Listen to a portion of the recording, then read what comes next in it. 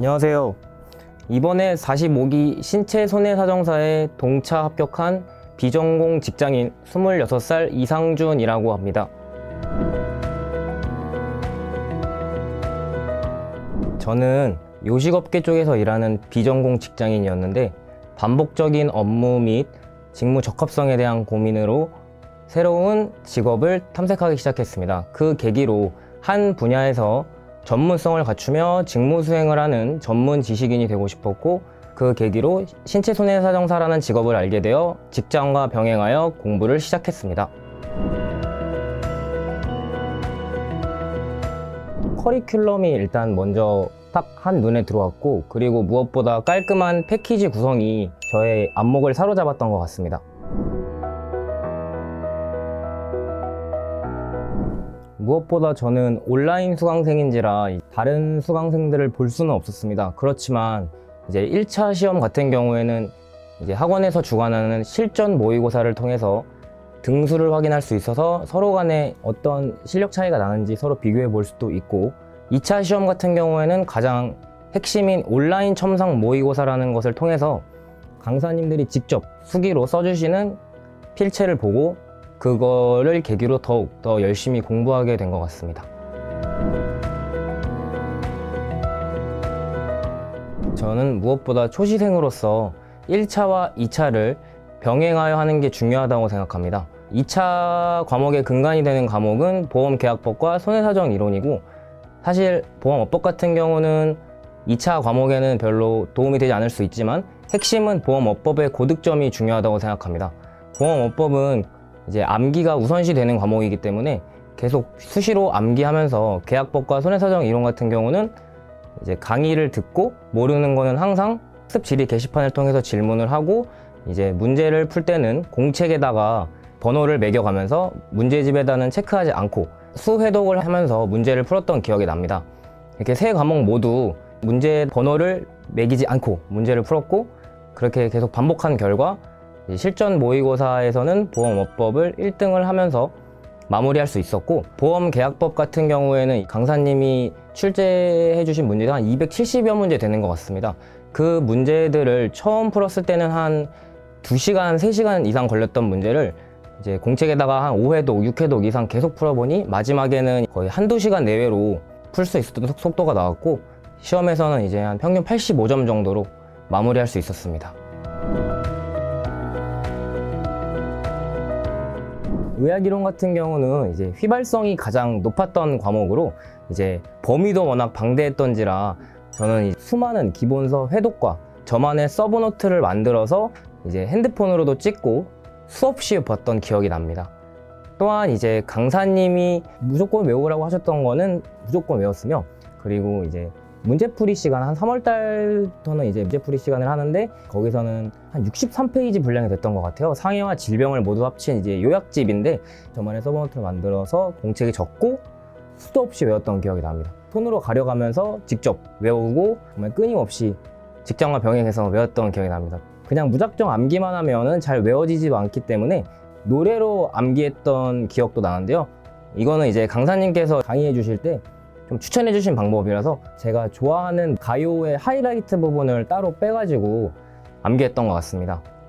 의학이론 같은 경우에는 단어 같은 경우나 좀 어렵잖아요. 그래서 이제 유튜브 같은 경우에 우리 몸에 관한 해부학적 영상이나 장기 이런 걸 찾아보면서 제 것으로 만들기 위해 노력했던 것 같습니다. 배상책임보험 및 근제보험 같은 경우에는 기본 강의가 시작되는 11월부터는 가장 무엇보다 이제 답안지 작성을 처음부터 연습해보는 게 중요하다고 생각합니다. 나중에 들어서 답안지 작성을 하려고 한다면 못 쓸 수가 있어요. 저 같은 경우는 이제 처음 논술형 시험을 봤던 사람인지라 되게 두려움이 많았습니다. 그래서 이제 이해 및 암기를 통해서 진짜 수많이 핸드폰으로도 계속 적어보고 이해 및 암기했던 기억이 납니다. 책임 및 근제보험 같은 경우에는 문제풀이가 거의 주가 되거든요. 보통 시험을 보면은 한 3-4문제는 계산 문제가 되게 많았던 것 같아요. 그래서 3월부터 본격적인 계산이 시작되는데 강사님께서 1주차부터 7주차까지 거의 100문제가 넘는 계산 문제를 주셨던 것 같아요. 업무와 병행하면서 문제를 풀어 나갔었는데 제가 이제 일주일에 한 번은 또 야간 근무를 했었 되게 피곤하고 귀찮은 마음도 컸지만 이것만 풀면 합격할 수 있다라는 마음으로 수도 없이 풀었던 기억이 납니다. 그래서 이제 문제를 수 없이 풀어나가다 보면은 언젠가는 답안지에 작성하는 것은 두렵지 않고 이제 연습장에 적는다는 느낌으로 편하게 작성할 수 있었던 것 같습니다. 그렇게 이제 쭉 모의고사까지 거의 문제풀이가 주가 되는데요. 그러면서 동시에 5월 말에 이제 강사님께서 약술집을 하나 주십니다. 이제 한 30문제 정도 되는 것 같았는데, 저는 직장인으로서 이제 시간이 워낙 부족했기 때문에 약술이 뭐가 나올지 모르잖아요. 그래서 저는 그 30개를 무조건 외웠습니다. 핸드폰 메모장이 항상 저는 중요시했기 때문에, 일하다 보면은 사실 핸드폰밖에 조금씩 보잖아요. 그때 이제 약술 적어 놓고 계속 외웠고, 또 이제 기본서에 30문제 말고도 다양한 약술 같은 법률상 책임 이런 문제 같은 경우가 있는데 중요하다고 생각하는 게 어느 정도 보이거든요. 그러면서 이제 기본 이론에도 이제 강사님이 말씀해 주신 부분들을 되짚어 가면서 한 30문제 플러스 알파 정도 더 외웠던 것 같습니다. 결론을 말씀드리면은 그 민법상 법률상 책임을 시작으로 이제 특수 불법행위 책임에 근거해서 수많은 영업배상 책임의 종류와 뒷부분에 근로자 재해보장보험의 근로자기준법, 이제 선언법, 산재법의 다양한 계산 방법을 이해하고 암기하여 제 것으로 만드는 것이 중요하고, 술 같은 경우는 5월 말부터 거의 시작이 되는데 기본 이론부터는 찬찬히 어려운 단어들을 제 것으로 익히고 그 다음에 5월 말부터 확실히 암기를 들어가서 시험장에서 부담 없이 쓰고 나왔던 것 같습니다. 삼보험의 핵심은 역시 표준약관과 이제 실손 그리고 장애분류표라고 생각합니다. 저는 처음에 강의를 들었을 때는 이제 그냥 쭉 들었었는데, 이제 한 달 정도 듣다가 삼보험의 공부 방법을 찾던 중 표준약관과 장애분류표는 무조건 외워야 된다고 워낙 글들을 많이 봤던지라 11월 말부터 1월 초까지는 표준약관을 하루에 2개 조항씩 꼭 수기로 직접 써보면서 달달달 외울 수 있을 만큼 암기했던 것 같습니다. 그리고 이제 표준약관을 다 외운 직후에는 금방 까먹기 때문에 메모장에 적어놓고 이제 중요한 키워드들은 빈칸을 제가 뚫어놓은 다음에 시험 전까지 계속 공부했던 것 같습니다. 그리고 이제 장애분류표 같은 경우에도 암기가 우선시 되기 때문에 11월 말에서 1월 초까지는 표준약관을 외우고 1월 초부터는 바로 장애분류표 암기를 시작했습니다. 이제 표준약관이 2달 정도 걸렸던 것 같은데, 장애분류표 같은 경우에는 표준약관을 외우면서 어느 정도 공부가 됐었는지라 한 달 정도 걸렸던 것 같습니다. 1월 달부터 문제풀이 시작하기 전까지 다 외우자라는 생각을 하고 있었고, 부족한 공부 시간에도 계속 핸드폰으로 적어가면서 저의 이제 공부 핵심은 항상 핸드폰에 적었던 것 같은데요. 그 표준약관과 장애분류표를 항상 핸드폰에 적어두고 빈칸을 뚫어놓고 제가 직접 말하면서 암기했던 것 같습니다. 그리고 이제 실손 같은 경우에는 계산 문제가 주가 되는데요. 한 20점에서 한 30점 분량으로 나오는 것 같아요. 그 실손보험 같은 경우에는 3세대와 4세대, 이제 제가 공부했던 건 4세대인데 작년 21년도에 3세대로 개정이 됐어가지고 이제 3세대와 4세대를 이제 거의 같이 공부하다시피 했어요. 강사님이 이제 처음에 기본 이론 때 계산을 어떻게 하는지는 알려주셨는데, 이제 문제를 3월 달부터 푸는지라 저는 기본 이론 11월부터 3월 사이에는 진짜 이해가 되지 않았거든요. 그래서 그냥 일단 계속 읽었어요. 읽고 공책에다가 3세대와 4세대 이제 뭐 보상하지 않는 손해 계산 방법 그런 거 다 써보면서 어떻게든 제 것으로 만들려고 하였고, 그러다 보니까 이제 계산 문제 3월 달부터는 이제 어느 정도 풀 수 있게 되더라고요. 근데 이제 시간이 가장 문제였다고 생각해요. 90분 안에 시간은 누구에게나 똑같이 주어지지만 이제 빨리 풀어 나가야 되기 때문에, 저도 처음에 어떻게든 계산 문제를 접근했을 때는 1시간 정도가 걸렸어요. 처음 타이머를 재면서 공부를 했는데 그때 많이 멘탈이 나가고 힘들었는데 계속 반복을 했어요. 책임 및 근제보험을 계산했던 것처럼 공부 이제 시간을 이제 쪼개가지고 어느 날은 책임 및 근제보험 계산을 풀어보고 어느 날은 삼보험 계산 문제를 마스터하겠다라는 생각으로 풀어본 결과, 처음에는 1시간 정도 이상 걸리던 것이 이제는 40분, 20분 정도로 점점 단축이 됐었고, 그 결과 저도 이제 실손 계산 문제에 접근할 수 있다라는 마음을 가졌던 것 같아요. 그래서 결론적으로 말씀드리자면 삼보험의 핵심은 이제 표준약관과 실손, 장애분류표이기 때문에 이 세 개를 이제 통틀어서 암기가 가장 중요하고요. 계산 문제도 여러 번 반복을 통해서 제 것으로 만드는 게 중요하다고 생각합니다. 근데 이제 3번 같은 경우에는 다른 과목에 비해 암기할 게 좀 많다고 생각이 들 수 있어요. 사람은 망각의 동물인지라 항상 3번 공부 시작하는 날은 이제 표준약관과 장애분류표를 다 외우고 나서는 표준약관과 장애분류표를 읊으면서 시작했던 것 같아요. 3번 시작하는 날은 표준약관과 장애분류표를 읊자. 계속 1조부터 45조까지 장애분류표는 뭐 눈의 장애, 코의 장애 등등등 이런 식으로 계속 말하면서 공부했던 것 같습니다. 자동차 보험은 가장 논란도 많고 어려운 과목입니다. 하지만 개인적으로는 제가 정말 좋아했었는데요. 일단 강사님이 재치 있는 말솜씨와 생각을 많이 해야 되는 부분이 많아요. 누가 누구에게 운행자 책임을 지고 뭐 민법 몇 조에 의한 책임을 지는지, 실무적으로는 어떻게 해석하는지, 판례의 입장은 무엇인지 엄청 그런 경우의 수들이 많이 나오거든요. 사례 문제 같은 경우는 이제 과거 기출을 보면 머리를 쥐어 짜내도 하루 동안은 이제 그거 하나만의 얽매인 만큼의 시간을 많이 날렸던 것 같기도 하고요. 어떻게 보면 그 계기를 통해서 되게 발전해 나왔던 거 하고요. 그래서 정말 수없이 계속 고민했던 기억이 납니다. 기본 강의가 11월에 열리는 이제 기본 이론 시간에는 한번 다 듣고는 이해가 다 무조건 안 될 거예요. 저 같은 경우도 시간이 매우 부족하기도 했고, 그래서 이 사례 문제를 이제 강사님이 설명해 주시는 부분들이 있는데 그 시간대를 제가 종이에다가 따로 적어 놓고 다시 그 부분만 반복해서 보면서 사례를 이해하려고 했고요. 이제 항상 모르는 게 무조건 있었어요, 저 같은 경우. 그래서 학습 질의 게시판을 통해서 누가 논란이 되고 뭐 어떤 책임을 지는지 이제 계속 질문했던 것 같아요. 그리고 문제풀이 시간에는 사례 문제와 이제 계산을 병합해서 들어가는데, 계산 문제는 책임 및 근제보험이나 3보험처럼 말씀드렸듯이 그거보다는 좀 더 간단한 이제 계산 문제가 출제가 되는데요. 이제 사례 문제가 이해가 되면 계산 문제도 거의 자동적으로 따라온다고 보시면 될 것 같고요. 그래서 사례 문제, 계산 문제를 답안지에 직접 제 스스로 써보기 위해서는 먼저 그림을 그리고 이제 답안지에 계속 써보면서, 제가 처음에 답안지를 쓸 때는 이제 강사님들이 적은 거를 거의 토대로 그대로 옮겨 적었었는데, 처음 적을 때는 이해가 안 되고 그냥 거의 일기장 느낌으로 적었던 것 같아요. 그거를 이제 책에다가 끼워 놓고 나중에 다음 날에 복습할 때 그걸 다시 보면서 그거 안 보고 써보려고 하고 계속 반복하면서 이제 이해를 했던 것 같습니다. 그러다 보면은 이제 스스로 답안지를 작성했던 것 같고요. 이제 약술 같은 경우는 자동차 보험은 이해를 우선시하는 과목이기 때문에 제일 나중에도 늦지 않다고 생각합니다.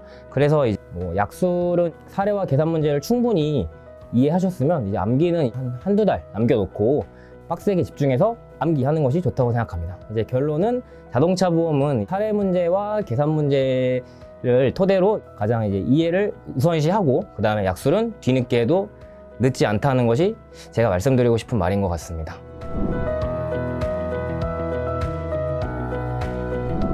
공부 시간 같은 경우에는 1차 시험 보기 전과 1차 시험 본 후로 크게 나눌 수 있는데, 1차 시험 보기 전 같은 경우에는 1차와 2차를 같이 공부한다고 아까도 말씀드렸듯이 저는 1차를 항상 1시간 반 정도로 공부를 했고요. 그 다음부터는 2차를 평균 4시간에서 6시간 정도로 잡고 퇴근 후는 이제 1시간 반은 무조건 1차를 봤던 기억이 나고요.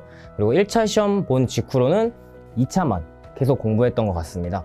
그래서 이제 공부 시간 같은 경우에는 제가 직장인인지라 퇴근 후에 새벽 1시 반에 자는 것을 우선시했고, 그 기간 안에 퇴근하고 나면 한 7시에서 8시 사이가 되는데 공부만 계속 집중하려고 했던 것 같고요.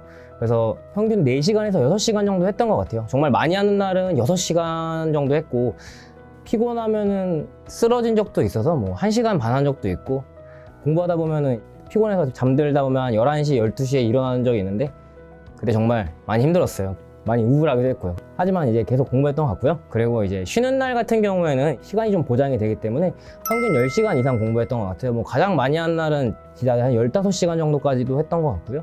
한 10시간 정도로 생각하시면 될 것 같습니다. 공부 스케줄 같은 경우에는 제가 인터넷 온라인 수강생인지라 강의가 올라오는 커리큘럼대로 공부를 했고요. 인터넷 강의가 올라오지 않는 경우에는 제가 부족했던 과목을 토대로 복습을 했습니다.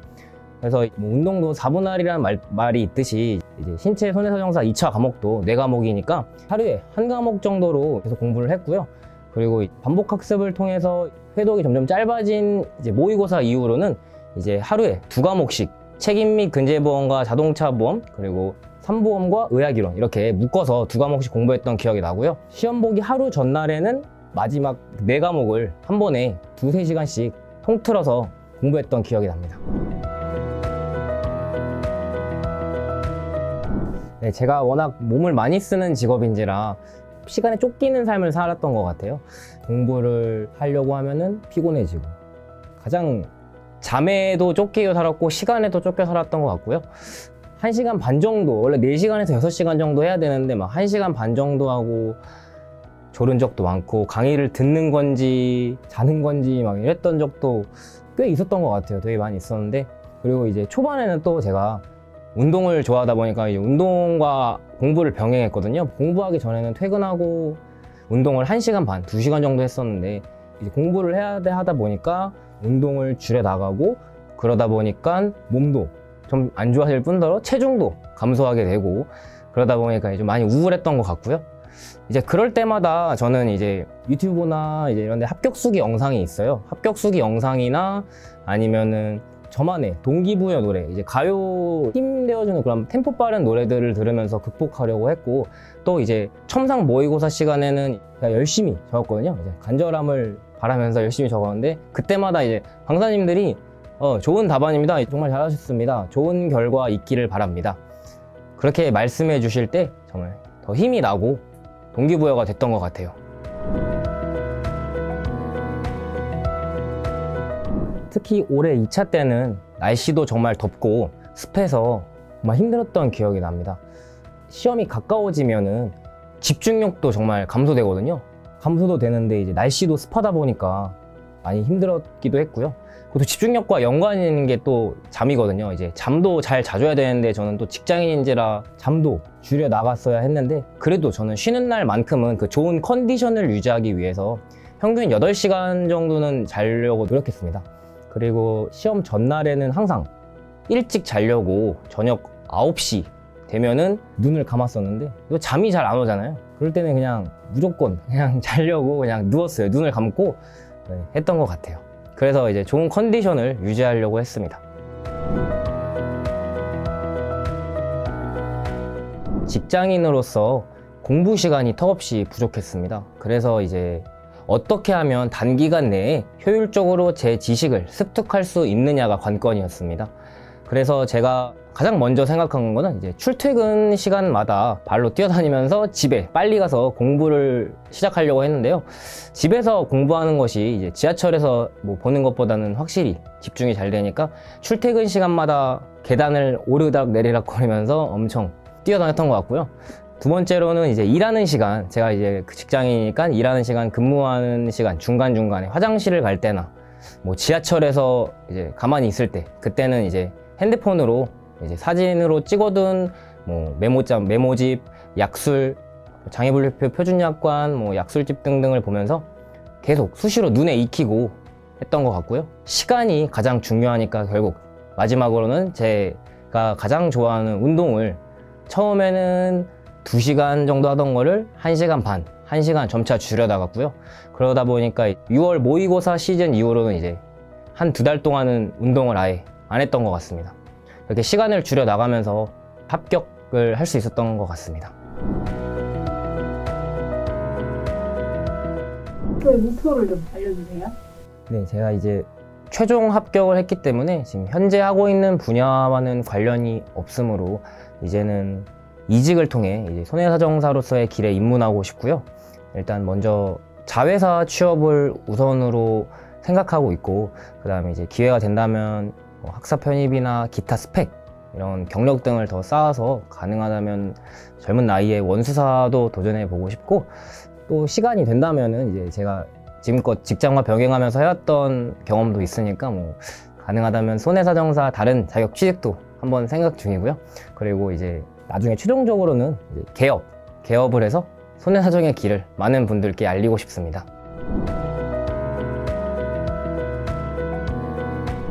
네, 이번 수험 기간 동안 미래에 대한 불확실성과 이제 그런 것 때문에 제 26년 인생을 걸고 정말 힘든 직장과 병행하면서 뛰어다니면서 학창 시절보다 몇 배는 더 공부했던 것 같고요. 그 결과 이제 최종 합격이라는 쾌거를 이뤄낸 것 같습니다.